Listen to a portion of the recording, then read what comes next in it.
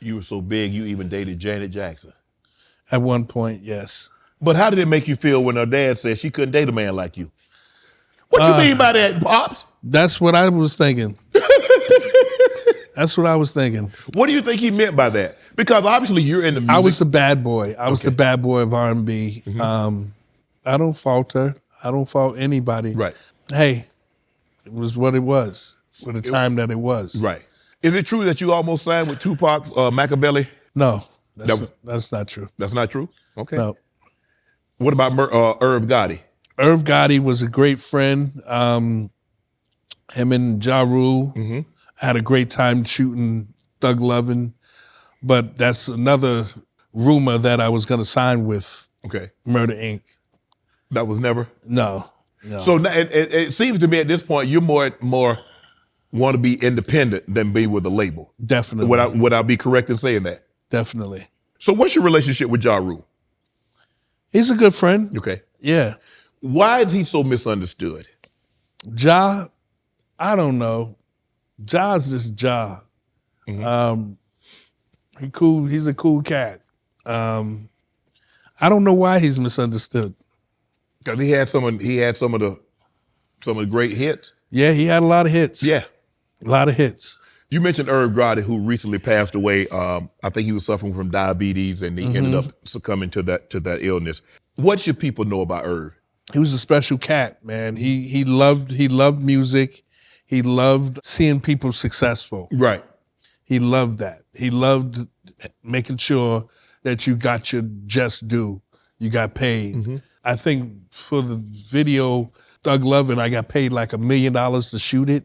And the top of that building coming off that helicopter was the scariest ever in my life because I'm so afraid of heights. Right.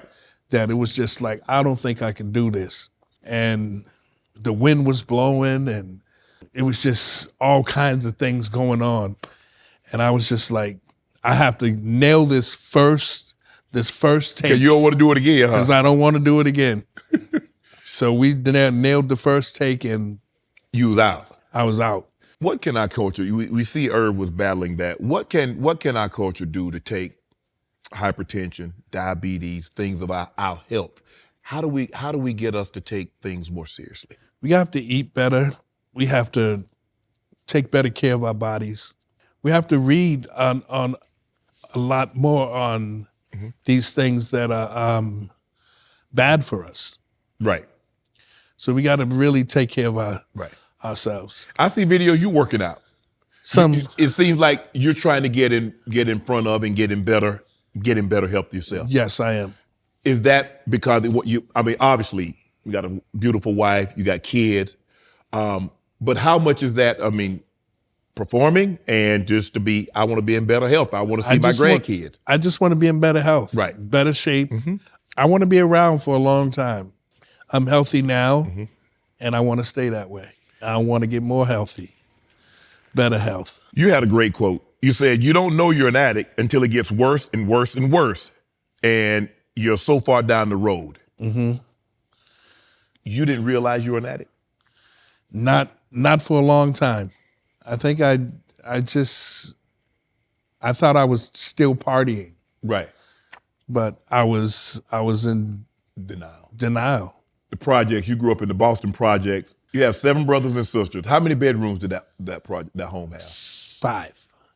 Man, you were living good. We lived fairly well. Stanley's laughing. What was a normal day in the Brown household?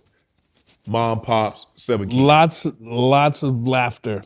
Lots of laughter. My father was a comedian and my mother used to just tease him all the time. Okay.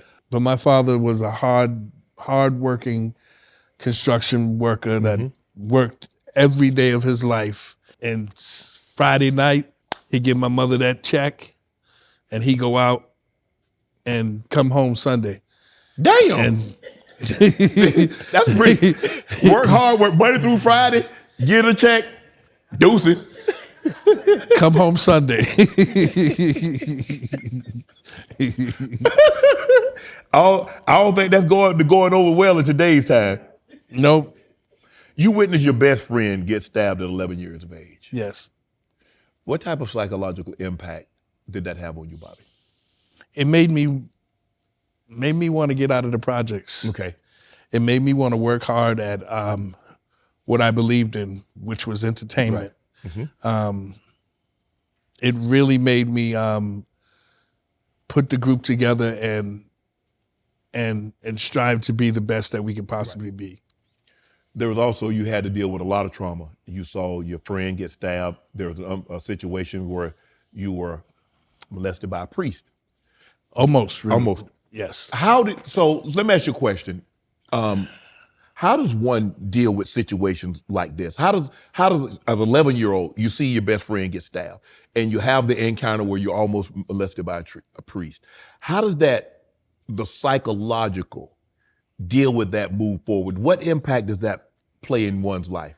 Makes you not trust a lot, but prayer has always been a part of my life where God has always been like right there protecting me from having to go through the worst of things. Right. And even when I did have to go through the worst of things, just being able to talk about it and pray about it, I think got me through a lot of the different situations I've been in. Having a 2-parent household, what did you learn from your parents? Oh, family is everything. Okay. Laughter is a big part of growth, and just, love. How to love somebody. And Father. What type of father is Bobby Brown? I'm a yes man. I give my kids everything. Do you try to give your kids what you didn't have as a child? I had basically everything that I wanted as a child. So giving my kids whatever they want is just me just being normal. I don't let them run all over me, but my daughters probably. My daughters, your wife shaking her head like, he definitely let him run over. he definitely let him run over him. How have you tried to improve as a father? Because you saw your mom and dad live in a house and they made sure the kids had, and you saw that relationship. You said you're a praying family. You saw you guys eat together. So how have your parents, watching them, how have that helped you become a better parent? I think being present in their lives at all times, and not disappearing on them. Right.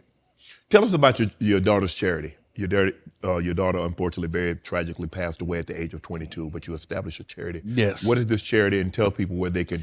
The charity is called Bobby Christina Serenity House, and we are a safe haven for domestic violence, abused women and abused children and men. We have partnered up with Brookview and Share House in Atlanta and in Boston. Right. And these are places that house, women in need for, to get out of their relationships. We do fundraising.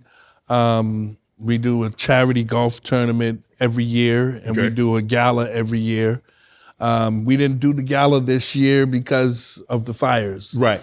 We felt that it'd be really insensitive of us to try to raise money for domestic violence at that time. But you can go to BobbyChristinaSerenityHouse.org. Yeah, BobbyChristinaSerenityHouse.org. But I do it because I've seen too much of it. My daughter didn't have to go the way she went. What the young man did to her is just was unbelievable. I don't want to see any other families have to go through what I've went through, or have to bury a loved one ever again. Want to join Club Shay Shay? Become an official member by hitting that subscribe button, where you never know who's going to be joining us for drinks and conversation. Don't be late to the party, because we like to do something before two something.